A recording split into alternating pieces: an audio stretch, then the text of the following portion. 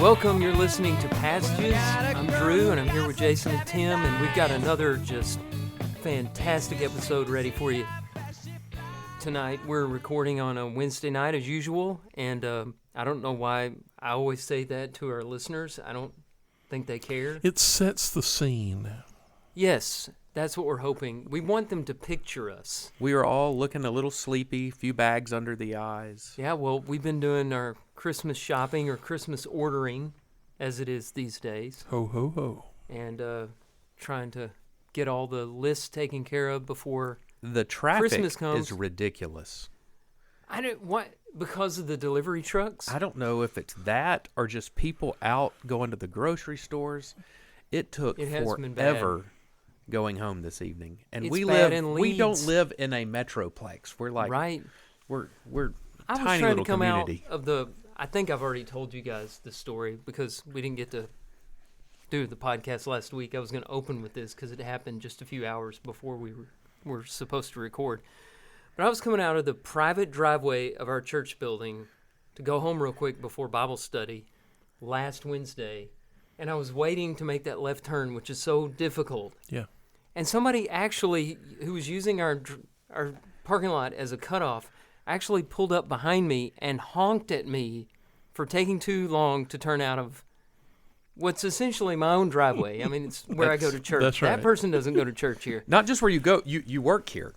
I mean, the audacity of that drove me crazy. I still haven't gotten over it. And I wanted to get out of the car and go talk to that person. And give them a tract. No. Oh, okay, maybe not. That's not what I wanted to do, but then my better judgment kicked in, and I thought, these days you don't know what's going to happen if you go accost somebody at their car door. And this person's a lawbreaker already, so you don't know, like, how far will they go, right? I mean, they honk at people in their own driveway. That's right. That's right. Until we get that moat with drawbridge, people are going to continue to use our driveway. Well, I didn't know what you were talking about when you said that it was a private drive. Because I'll tell you why I use that terminology, because I was coming out of work one day, and you can see to your left and right a long ways in our main. Now I'm trying to avoid the use of the word driveway, but the main driveway, thoroughfare. You can see a long ways in both directions, so I don't always stop. If it's clear both ways, I'll go ahead and make that turn. And one day I was doing that, and I see blue lights behind me. So I pull over, and this time I honestly have no idea what I did. And I got the standard question, "Sir, do you know why I pulled you over?" I said, "I've been racking my brain trying to figure it out. I have no idea." He said, "Well, when you're coming out of a private drive, you always treat that intersection as a stop sign." And I said the same thing you did. I didn't realize this was a private drive. But ever since that day, I've thought of it that way. Mm-hmm. He said, "Look at this as just like your driveway at home." And I thought to myself, well, I don't stop at the end of my driveway at home either, but if I can get out of this ticket, I'll do whatever it takes. Did you get out of it? Oh, yeah. Good. That's good. Good. I think you're the only one that can't get out of a ticket in this room. Oh, the last time I was stopped, I got out of it. Oh, that's good. Tears will do that. And I think I told it on this podcast, you did, didn't I? Yeah. Refer to a previous episode. Make sure that you listen to everything. Somewhere between episode 1 and 6. That's right. As our children, we have older children now. So mine are 18 and 15. Yours is 18 and 14. 14, 15, almost 15, soon to be 15. Yep. So we're past this age, but all of us at some point, maybe not all of us, I don't know if Jonathan did, but I know y'all did, and I know we did. My kids spent a little bit of time in preschool, early learning centers. I'm trying to think of the names you would call these. You can't say daycare anymore, right? Mom's Day Out. If you say daycare, those, right? it's like a term you're not supposed to say. But I wonder if there was ever any risk of this happening. So I'm just going to read the title of this article, and then we'll jump into it a little bit. But rogue, in quotes, workers busted for allegedly running children fight club inside of a daycare. So this is from Saturday, November 11th. It's on multiple news services. And this has happened in researching this. This happened in 2000. I think it was 18, maybe at another location. But the two workers allegedly instructed the 3 and 4-year-olds to fight each other and failed to intervene to stop the violence. The police said 2 rogue daycare workers turned themselves in for allegedly running an illegal child fighting ring inside their nursery. Their names, 27 and 56, had warrants issued in their names after staff at Kids Unlimited in Prosperity, South Carolina, reported them for their behavior. These 2 allegedly directed the children in their care, aged 3 to 4, to fight each other and allowed the violence to proceed without correction. The 2 daycare workers have both been charged with contributing to the delinquency of minor and unlawful conduct to a child. The person who owns the daycare said the pair's employment was immediately terminated, and after he was advised to review the security footage exposing the alleged child fighting ring. Did you say if these were men or women? So it was a man and a woman, a 27-year-old female and a 56-year-old man that were running the 3 and 4-year-old fighting ring. And obviously, they started out by breaking rule number 1 of Fight Club. Right. They talked about Fight Club, and so they had to go to jail over this. But I heard some funny stories when my kids were in daycare, early learning center, whatever you want to call it, come home. I don't know. Like, one of my kids was a biter. He would bite or he would be bitten. Mm-hmm. One of my kids liked to get in front of the class and, as the letter that came home to us, show his hiney to the class, moon the class, mm-hmm. which is great. Mm-hmm.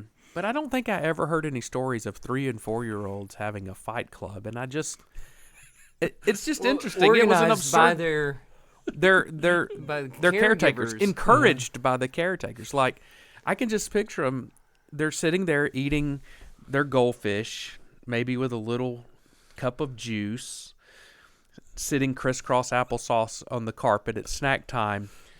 And the instructors are like, Johnny, I bet you could take that kid over there. Why don't you go start a fight and let's see? And then the winner, they're like, oh, I bet you could take this guy. Yeah, did they stoke the fire a little bit by saying, there's no goldfish for you, Johnny, because Tammy took it. That's right. Mm-hmm. She took your goldfish. Yeah. And what about when the parents came in and said, what's this bracket on the wall for? Exactly. I mean, this bracket.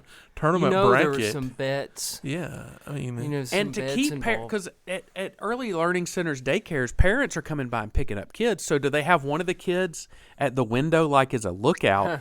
Like, shut it down. Shut it down. He's coming. And, the kid with a little blood coming out of his nose. They're sitting there like, I don't know what happened. He bumped his face on my fist. You have to stop 15 minutes early. All right. You fell in the playground. You bumped your head, tripped on the carpet. Right. You have to have a story for everybody. Straight. Right. And so the injuries must not have been too significant because it doesn't say that parent complaints led to their arrest. It was somebody else on staff ratting them out that this was going on. Again, breaking Rule 1 of Fight Club. You don't talk about Fight Club. This is up in North Carolina? Was it North Carolina? South Carolina. South Carolina. Yeah, South Prosperity. Carolina.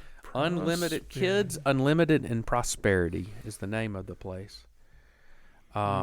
Kids. This is hard-hitting journalism here on Passages.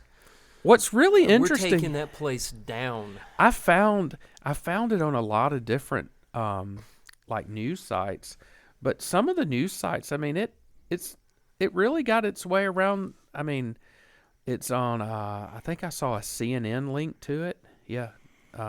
There's the Daily News, the Daily Mail. I mean, all over Reddit. Of course, that's a reputable place. Oh, yeah. It's just, I don't know, it's just really funny to me. I can't imagine trying to set up but this happened at another place in Missouri in 2018 in It's St. happened Louis. Before? It has. Is this a new phenomenon? I don't know. I mean, okay, so it's 3 and 4-year-olds being set up to fight each other. You don't think a 3 and 4-year-old's going to come home and it's like, what did you do at daycare today? And I scratched Sally's eyes out. Yeah. And the girls, Mr. At Johnny, that age, they can Mr. Johnny hold told their me own. go over and pull Sally's pigtails and put her in a rear naked choke. But let's be honest. Let's get real here.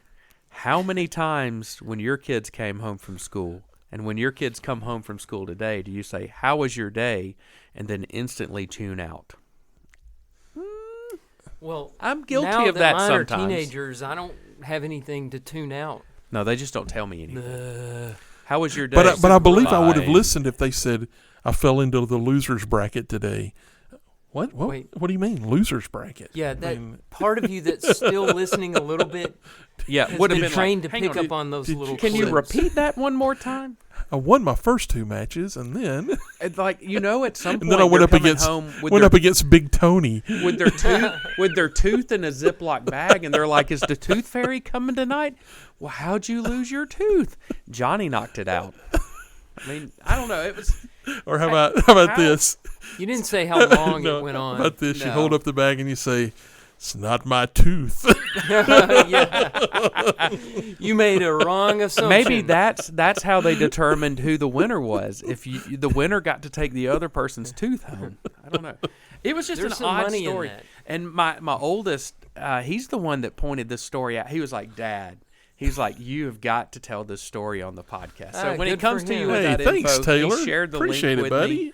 And so I was excited about that story. That's a good one.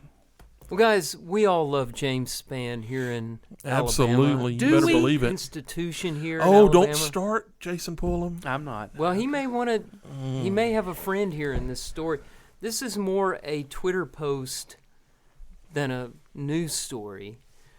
But I follow James Spann on Twitter, or X, pardon me. Oh, It's now called Sorry, X, Elon. formerly known as Twitter. it's kind of like when Prince was formerly known as Prince. It's a little different, Well, but yeah. Eventually, will it be known as Twitter again? Maybe. I don't know. Or just a there's symbol. hope. Guess it could. Or is it happen. just going to be a symbol? Sorry, Well, I it keep kind of interrupting. is, the X, the letter X.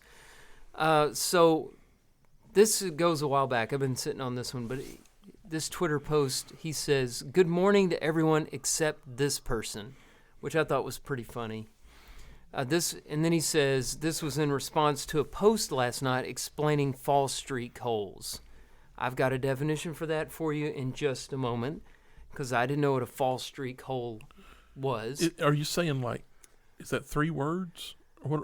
2 words: Fallstreak, Fall streak. Okay. Fallstreak hole. All right. Okay. Gotcha.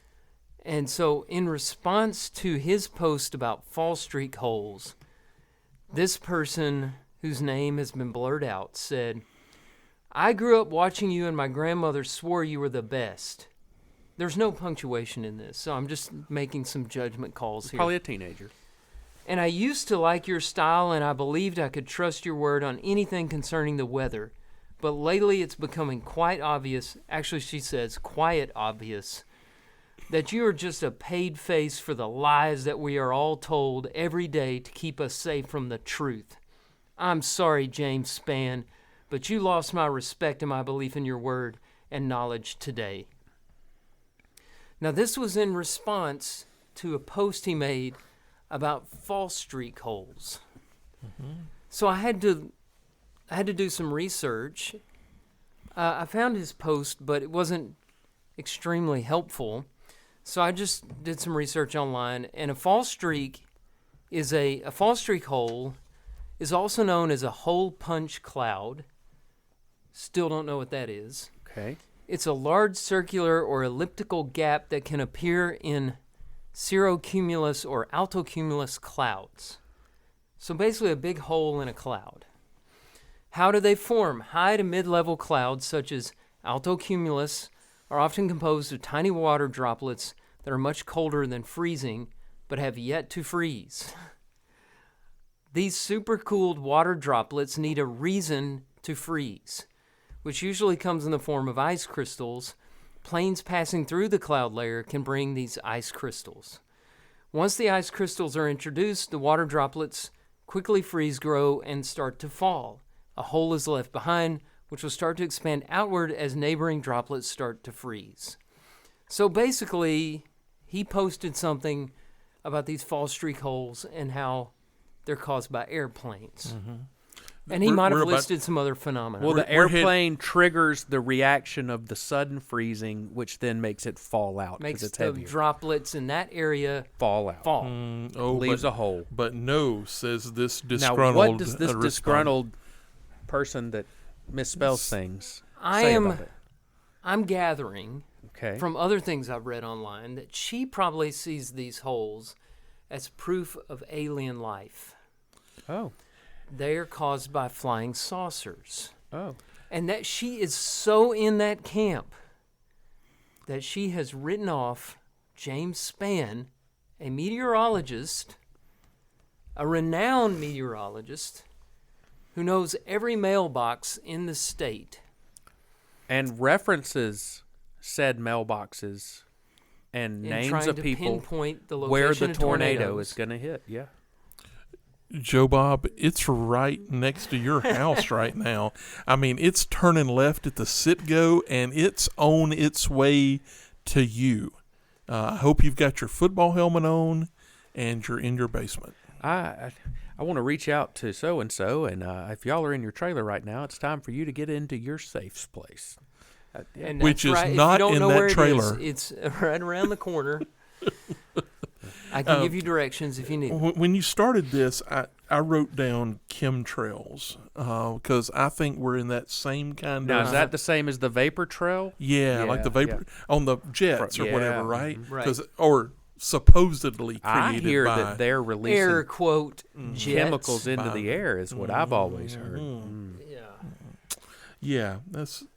But That's this a is lot. what the internet has done. That's to a us. lot to get rid of your long-standing relationship with James Spann. I mean, we could Just throw away a relax, lot of people. relationships, but not James Spann. I will say this. I was a little shocked. What was it, 2 weekends ago? We had some severe weather come through on like a Friday night, Saturday, Sunday night, overnight hour.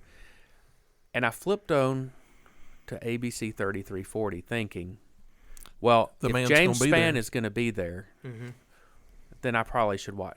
He wasn't on. One of the other local stations had jumped on, and my respect for him went up just a little bit. I like the guy. I just think he oversells sometimes. Just a little. My mom, who was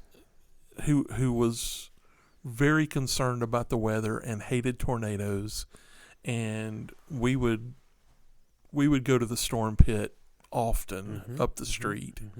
You're still alive, aren't you? I sure am. Seems like it worked. Thanks, Tim. Tim's That's right. mom. That's right. And but she always said that she watched Jerry Tracy because James Spann scared her. It just made her nervous, you know. Jerry Tracy.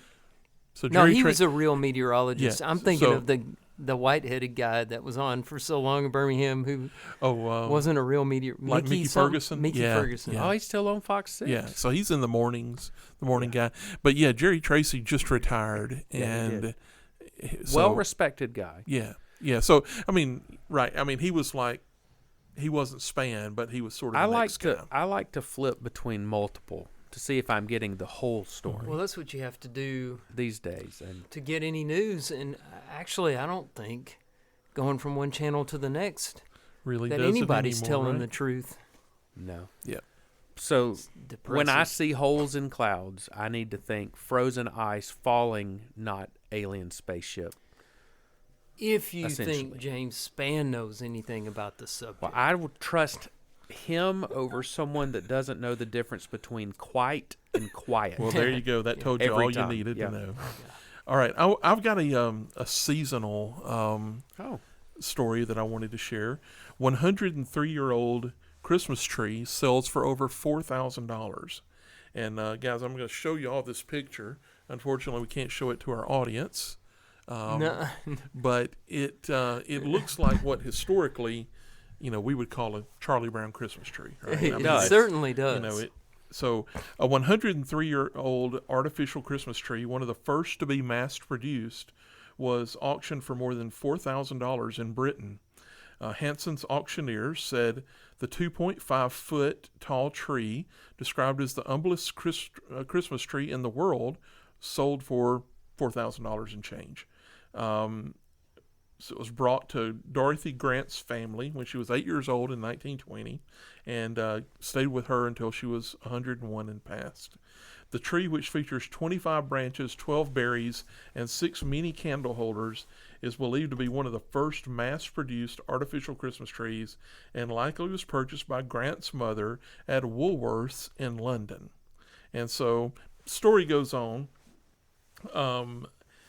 Primarily, I picked this one just because I was wondering if you guys had any Christmas tree stories. Do you have, just through your life, was there a special one? Was there an episode with a Christmas tree? Because I've got about 3 that I can come up with and share, and I'll start with one, and y'all be thinking. Mm-hmm. All right, so the first one is, and we were talking a little bit about this just in a random conversation before we started this episode. We were talking about the 70s. So I'm a kid of the 70s, right? I was born in 66. So in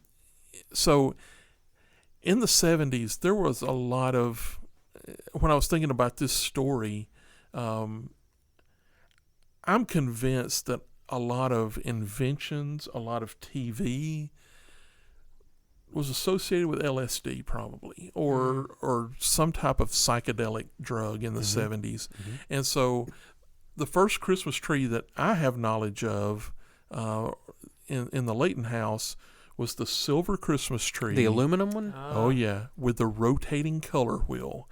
And let me just tell y'all, as a young child, that tree was fantastic. Because who else has a tree that changes into 4 different colors? I mean, that wheel just rotated, and, so ours was silver tree, like the blue breakable Christmas balls, and that's all you could put. I mean, you didn't put like regular ornaments on this tree. It just didn't work, right? No. I mean, it's these wires with silver, literally stick in the hole, that like right in the hole in the middle in the post. Yeah. I mean, you're not playing around and trying to mask that thing up with like more aluminum foil or something. No. Right. It's just it is artificial in all its glory, but it was awesome to the extent that in my adult years, Millie bought me one. Bought me a retro one. Okay, that wasn't the tree, because I've seen the one. Yeah, so there was one at our house. I remembered some connection. So Millie got it from her grandmother, but the color wheel, I believe, is our original color wheel from home. Oh. But we don't put it out anymore. It's up in the attic. But we have one out at our house right now that was my father-in-law's from when he was a child. A silver one? A silver one. It's got the color. Now, the color wheel no longer works, and it's hard to find parts for them to fix. But we have it. It sits in the corner of the dining room, and it's the old school. I knew exactly where you were going with that, because it's so cool trying to put the thing together. And I don't know, they don't make things like that. Well, I don't think they make anything like they used to. No, that lasts that long. I grew up with live Christmas trees. Okay. And we did we too. started out in our marriage with live Christmas trees until one year we put up an artificial, and there was no turning back. I mean, that's just so much easier, cleaner, no mess. But growing up, that's what we always had, the live tree. Also, every year we would go to see my grandparents from where we lived in Texas to West Tennessee. Long trip, usually stayed gone the whole week of Christmas. So we were coming home on a Saturday, of course, because my dad is a preacher and he had to be in the pulpit the next morning on Sunday morning. Long trip. I think it took about 12 hours. And we got home way after dark. And this was in Texas. We get out, step on the lawn, and hear it crunch. And then in the moonlight, we could tell the grass is not the color it should be. it should be a light brown, and it looks black as far as the eye can see. But it was late, and the house was still there, right? the house was there, and we just, back in those days, you didn't text your neighbors or anything. It was after 10, so it was like, I don't know what happened. We'll wake up in the morning and see if we can find out. So we all go to bed. Wake up the next morning, we learned that one of the neighbors was burning his tree. And we lived on 5 acres. Everybody lived on a 5 to 10 acre lot out there. So he wasn't just right next to us, and he burned everybody's yards up. Oh, wow. And apparently it had gotten really down? frantic. Well, these were brick houses, which helped, and everybody was home, so they were just stamping it out. And in Texas, we didn't have any trees or anything or brush. Once the grass was gone, the grass was all mowed. Yeah. It didn't get any of the structures. But it's just kind of funny that they didn't know how to get a hold of us and tell us. You just got home and got out. Back in the 80s, crunch. You didn't know what was going on. You might leave your number with one person. Hey, if there's an emergency. But we had our whole family together, so there's really no reason for anybody to call us. And certainly, like that day before, you're traveling. There's no way to get you. Right, we're in the car. Yeah. How do they get a hold of us? Right. I'm not Howard Hughes that had a telephone in his car, right, or something. Yeah. A satellite phone. Had that really long cord that was still. So we always cut down our own trees. So we would go to the Christmas tree farm, not and get the one that was already prepackaged. Right, you had to take the saw and cut it, and then get it home and cut the bottom off and then set it up and all that stuff. They always look smaller in the woods than they do in your house. Well, we were at the Christmas tree farm, so you had a decent idea.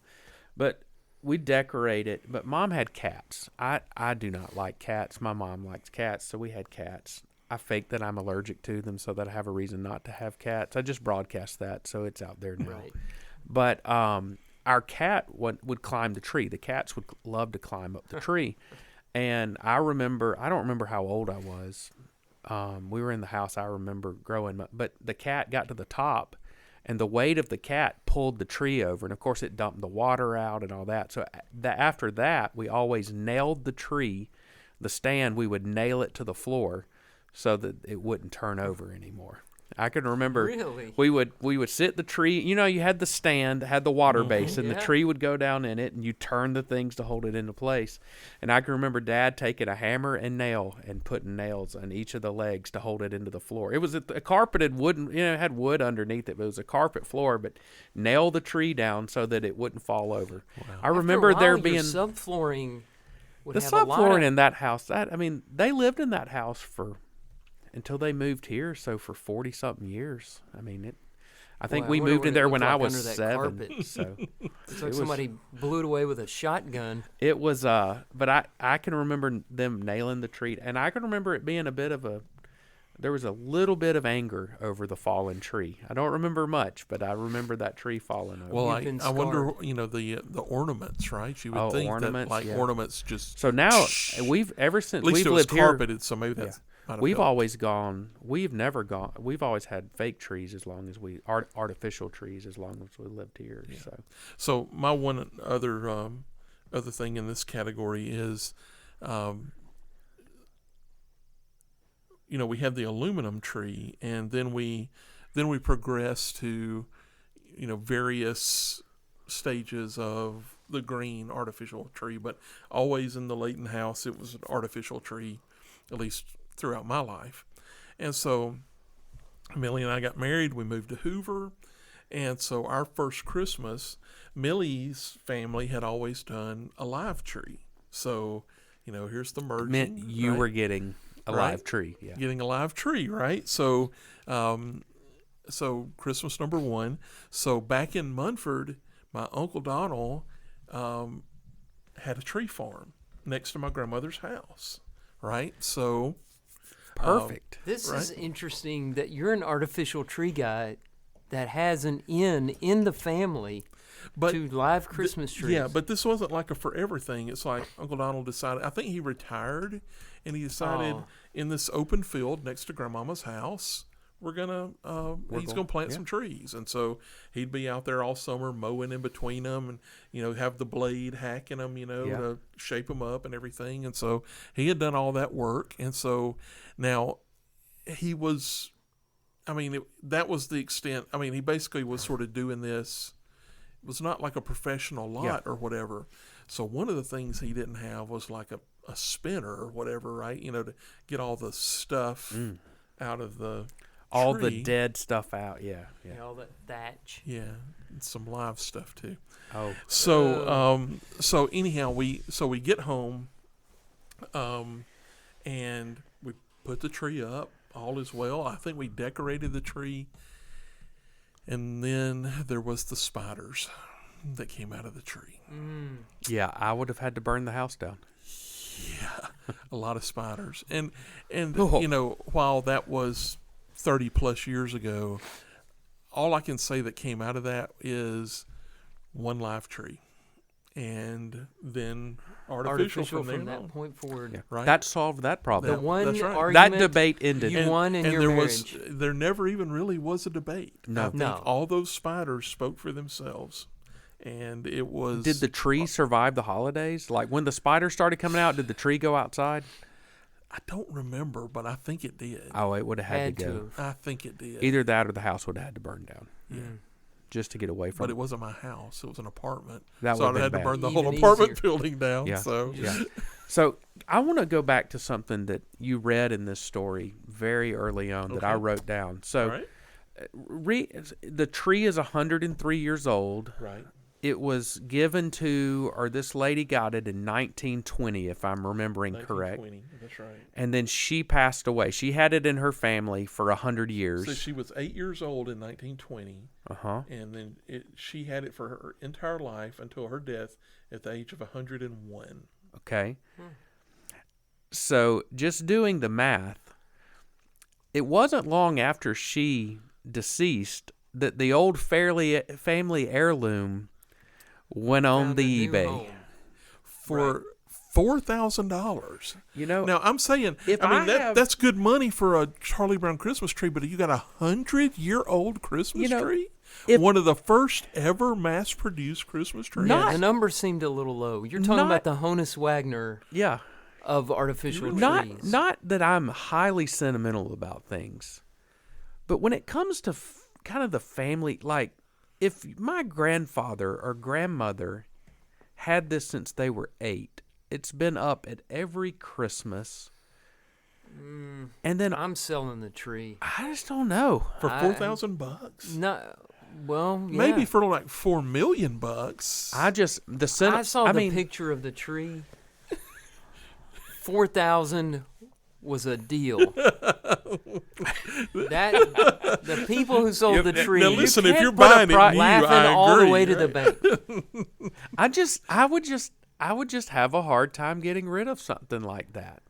No, I agree. I mean, I have some of my grandfather's tools that are starting to get to where they don't work very well, and it's all I can do to get rid of them. It's like it's part of that sentimental nature, which I have struggles with sometimes, which is why I have T-shirts from high school. Can't really wear them anymore, but I still have them.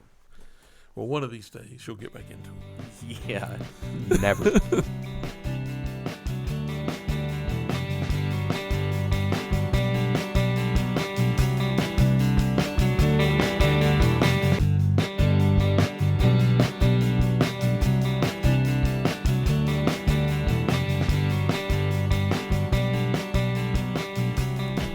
We're back, and it's time for our passage this week.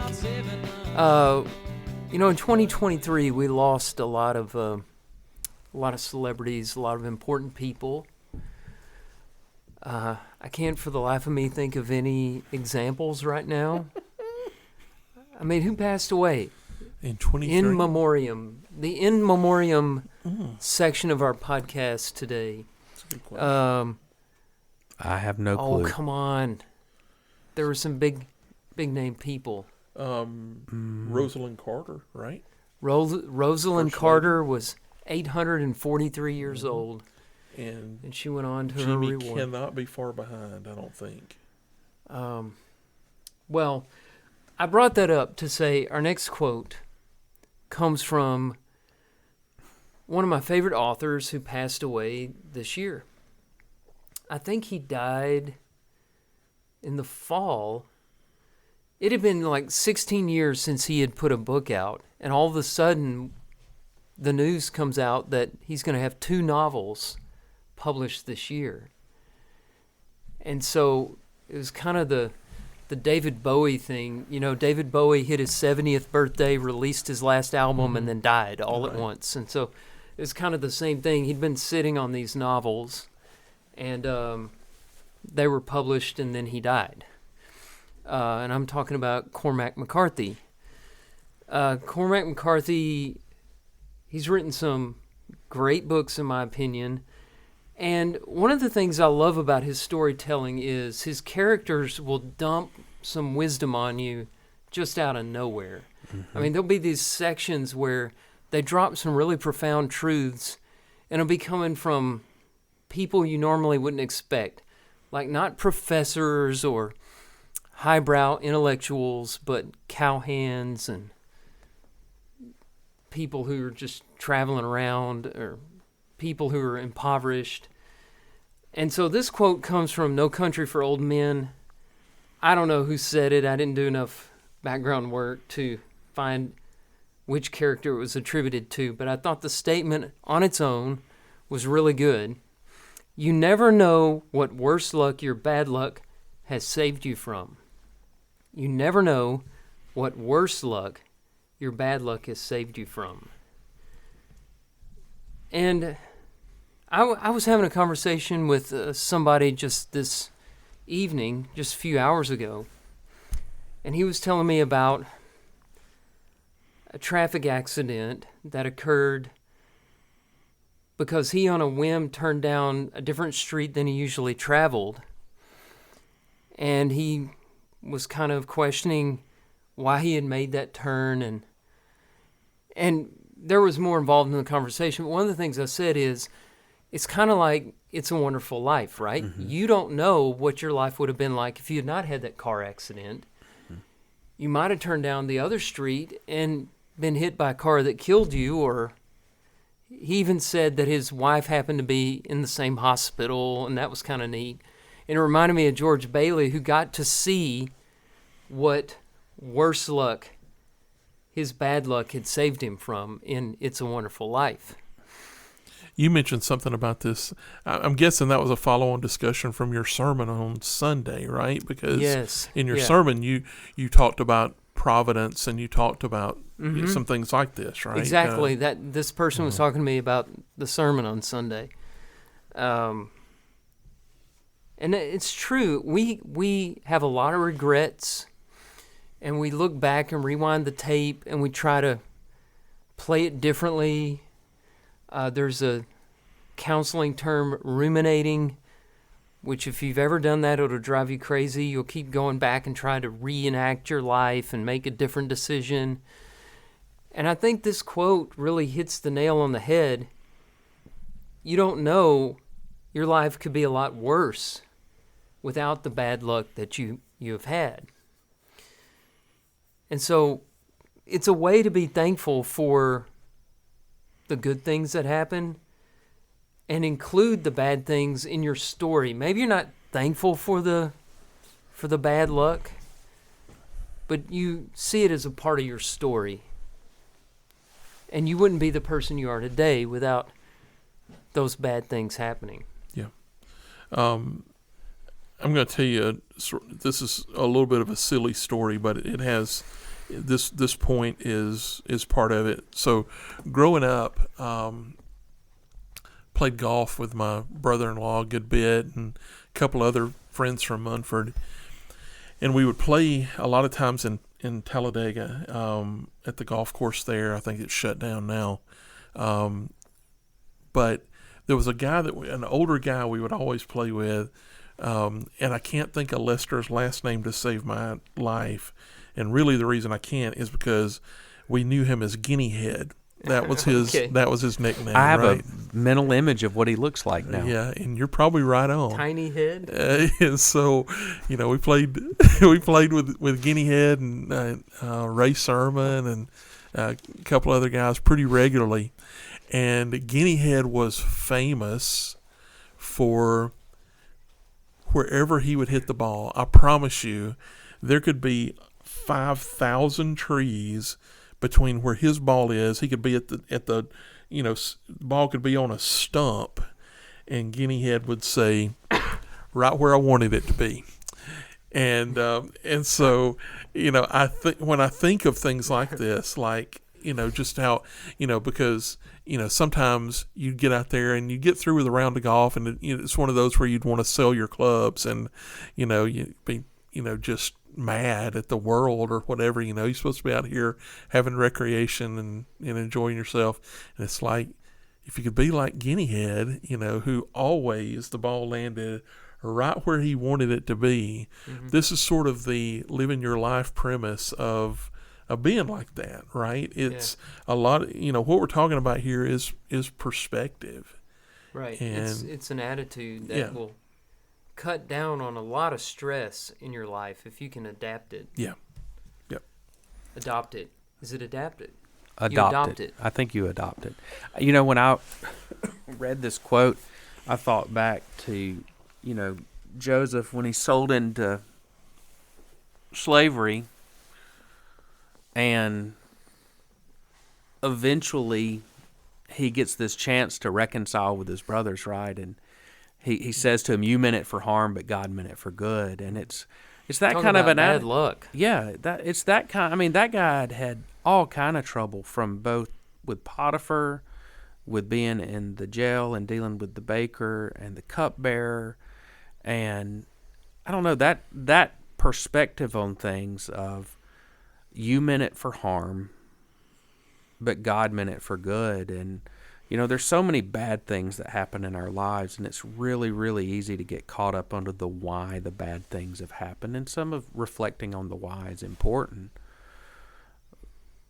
But at the same time, some of those bad things shape who we become and teach us lessons, and who knows, if they didn't happen, if they didn't wake us up, if they didn't give us some clarity, who knows how bad things really could have gotten too, mm-hmm. right? I mean, sometimes it takes some bad luck to help you to grow. Well, this may be just another version of, well, it could be worse. Yeah. I also wanted to turn this around a little bit and question the idea of luck. Mm-hmm. I don't want to get overly technical. I mean, I know this quote was not meant to be taken technically, but we talk about luck all the time. Is there really any such thing as luck or coincidence? That's a question that I don't know about you guys. I think about it a lot. And the other day, I read where somebody said Proverbs 16 says there's no such thing as luck. I was going to read you a few verses from that. Okay. The plans of the heart belong to man, but the answer of the tongue is from the Lord. I still don't understand what the second part of that verse means. But there's some kind of challenge to the idea that the plans of the heart belong to man. Then he goes on, all the ways of a man are pure in his own eyes, but the Lord weighs the spirit. Commit your work to the Lord, and your plans will be established. The Lord has made everything for its purpose. Everything has a purpose is almost what that sounds like. And then skipping down a little bit, the heart of man plans his way, but the Lord establishes his steps. What does that mean? And then the end of that chapter, the other verses I could read, but the end of the chapter, the lot is cast into the lap. So that's like dice, right? The lot is cast into the lap, but its every decision is from the Lord. This is Proverbs, is to be read poetically. Still, that's a big statement. And then just two more, if you will indulge me. Proverbs 19:21. Many are the plans in the mind of a man, but it is the purpose of the Lord that will stand. So you can make your own plans, but God's will is going to... I can understand that one a lot easier. And then here's another puzzling one from chapter 21, verse 1. The king's heart is a stream of water in the hand of the Lord. He turns it wherever he will. What? I mean, so some of those are about free will, which I believe in, but then I'm having a hard time reconciling it with the king's heart is a stream of water in the hand of the Lord. He turns it, God turns the king's heart wherever he wants to turn it. I think about all the terrible things kings have done, and what does this mean? But then there are these other passages that say you can cast the lot into the lap, but its every decision is from the Lord. And it seems to say there's no such thing as luck. There's no bad luck, good luck, or we shouldn't look at life that way. Maybe there are coincidences everywhere we turn. However, this is where I'm at tonight. I may change my mind, but maybe the wisdom here is there may be luck, but that's not the right way to live your life. Is calling everything luck. Maybe luck is the consequences of your place and time and where you are, location, place, and time. Because what you've chosen. Two people, this is probably a horrible example. Two people walk up to the same slot machine. One of them pulls the handle, and in that place and time, it hits whatever you hit for your winnings. Well, the only difference between that person pulling the handle and the person pulling the handle an hour before is the place and time. The location's the same, and it was just a consequence of that place and time. I like this passage. I love Ecclesiastes. I like this passage in Ecclesiastes chapter 9. It says again, it's 9 verse 11 and following. It says, again, I saw that under the sun the race is not to the swift, nor the battle to the strong, nor bread to the wise, nor riches to the intelligent, nor favor to those with knowledge, but time and chance happen to them all.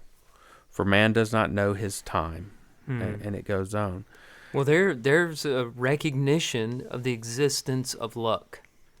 I really like that. It's chance. That's how I take chance. But again, I think, but time and chance happen to them all. I think so often what separates good luck from bad luck is location and timing. Mm-hmm. And is that luck, or is it just a consequence of where you are? I don't know. Yeah, and this whole idea, and we mentioned providence earlier. I think we can't talk about things like this and not talk about our prayers, right? Where we talk to God, and part of our prayers are supplications to Him, right? We're asking Him to intervene in a lot of ways, and sometimes we have to ask ourselves, do we believe this really works? I mean, do we believe that God answers our prayers? Well, how does He do that? Well,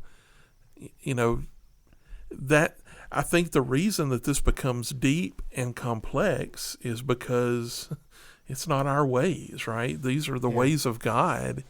And the verse that I thought about as we were talking about this, and I'm sure this is one that y'all thought about as well, is Romans 8:28. Mm-hmm. We know that for those who love God, all things work together for good, for those who are called according to His purpose. Well, I've asked myself a lot of times throughout life, what does that really mean? Yeah. Does all things mean all things? In the context, there is suffering. Mm-hmm. Right. And so it says all things, yeah.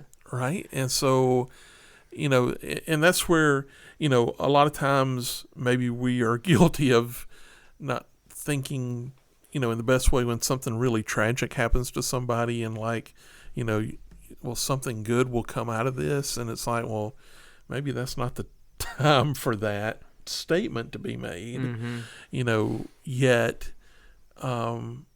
do all things really work together for good? I think we're talking along the lines of this, even even bad things. Have you ever had anything bad happen in your life and you look back at it and it's like, yeah, it's still bad back there, but something good came out of it, right? I think there's an important distinction to make here, though, that God does not cause all bad things to happen, Right. but in all bad things, He can give them a purpose. That's right. Yeah, sin causes all bad things to happen. Yes. Before sin, there was no bad things. There was no bad luck. There was nothing evil. And we make choices. We're not That's right. puppets on strings. No. And there is a lot of personal responsibility that comes in to good luck and bad luck. I've heard the phrase, and I don't remember who it was with, but luck favors the prepared. You know, some people find good luck because when an opportunity came, they were prepared for it and they took it. And some people avoid bad luck because they're prepared and they see the wrong opportunity and they avoid it. I don't think God operates His providence in our lives through luck. I think His providence is His ability to make impact on what we're doing. And if we're praying to God for something and something happens, I don't think, wow, we were really lucky that happened. That's God working through that. And I think so often it's easy for us. So if I'm in a bad way and I see something really going on well for somebody else, out of my own jealousy and envy, I may say, man, that is one lucky guy. Yeah. When in reality, if I would focus on the blessings I have, I'm a pretty lucky guy too. But it's so much easier to see other people's goodness and luck than it is to reflect on all the things we have to be thankful for. Mm-hmm. I think there's some of that comes into play: envy, jealousy, just what you talked about tonight in class, insecurities. Yeah. In my insecurity, I may see you are a luckier person than I am.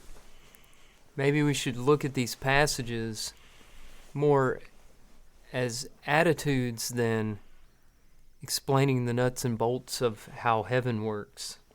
Yes. You know, because while we don't understand the technical details of every one of these Proverbs and Ecclesiastes and Romans 8:28, we do know the outcome of believing it is an attitude where you believe God is active, that He intervenes, that He answers prayers, that there's purpose in everything that happens, that even when I'm going through the worst of all possible things, something good, there's a way through it. Mm-hmm. There's a way through it, and God can redeem it somehow. And it's just an attitude of living that changes everything, right? You know, it just, and you see this in people, and you see, I mean, if we live on this earth long enough, you know, this gets into the, I don't know if it gets into just the chance or the, you know, if you're involved in enough situations and you're, you know, and you live for long enough years, there's going to be some really bad things that happen along the way, along with a lot of really good things. But, you know, tragedy doesn't avoid someone for 80 years. You know, I mean, you're going to encounter these bad things along the way. And I think the question becomes, you know, what kind of attitude are we going to have? What do we focus on? Do we focus on the good? I mean, and this one really this quote takes it a whole different place, right? Because it's not even, are you going to focus on the good or the bad? But maybe are you going to even say, you know, when the bad things happen, could be worse. Yeah, right? And that it really is, it's sort of a transformational kind of attitude to have that not a lot of people have, but you can tell the kind of people who have that kind of attitude because they're like old Guinea Head, and his blood pressure's low, and he plays golf every day, and he loves life and people, and you know, and it just that kind of that kind of attitude that's not like, look at everything that's happened to me. This world stinks. It's terrible. Mm-hmm. How could all of this have happened to me? But when, this kind of idea that says, this may be something that helped me from something that's a lot worse than this. Yeah. And I think we're all guilty, too, of I'm more likely to say I have bad luck and you have good luck. How often do people come into the room and say, I am the luckiest guy in the world? Most of the time it's other people going, oh, that is one lucky guy over there. I'm more likely to come into the room and say, I have got the worst luck. Let me tell you what happened. And I think we're a lot more likely to talk about our own bad luck than our good luck, if luck even exists. Yeah, and we you're like right. to point out the good luck that other people have. Uh-huh. And those same people that were like, man, that guy is so lucky. That person in their head is going, I am just have nothing but bad luck. Yeah. And they're looking at us going, that is one lucky guy. So And the man who's famous for saying I'm the luckiest man on earth is Lou Gehrig, right? Who was saying it after being diagnosed with a terminal disease in his 20s, maybe? He was in the prime of life, So that ought to tell you how much stock we ought to put into luck. You can look at it either way, and he had the right attitude for sure. Well, that's all our time. As luck would have it, we are out of time. And I want to keep encouraging you to drop us a review or a rating on iTunes or on Spotify, and subscribe. Actually, this is a subscription that won't cost you anything. Have you guys been noticing that you can subscribe to things these days without even knowing everything has a subscription, and if you're not careful, you've signed up for something that you can't get out of without a detective working on the case. I know I have unsubscribed from emails from more companies than I've ever subscribed to. Does it even work? Because I unsubscribed this morning to... I do this routinely, go through my emails, unsubscribe from stuff, and I know one of them I unsubscribed from. You got another turned email? around and sent me another sales ad or something. Just don't subscribe from the Ashford Road email update, if you wouldn't mind. Please don't unsubscribe from that. It really takes some doing. But if to you get back. subscribe to Passages through Spotify or Amazon or Audible or Apple, we will not charge you a dime. That's if you right. want to send us some money, now that's a different We conversation. will always not- we looking will for not turn it away. sponsorships, Yeah. Always looking for sponsors. Looking for a sponsor. Maybe the Lucky brand. Yes, we talked about them quite a bit tonight. But thank you so much for listening. We appreciate everyone's feedback and your listening. And just stay tuned for more Passages next time.